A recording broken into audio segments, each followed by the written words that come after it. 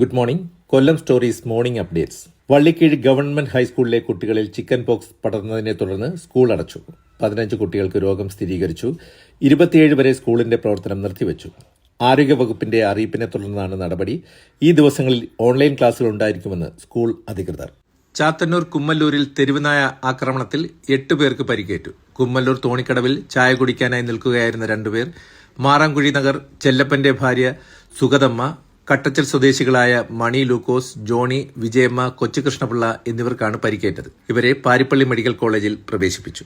ഇന്നത്തെ സ്വർണ്ണവില ഗ്രാമിന് 11,720 രൂപ, പവന് 93,760 രൂപ.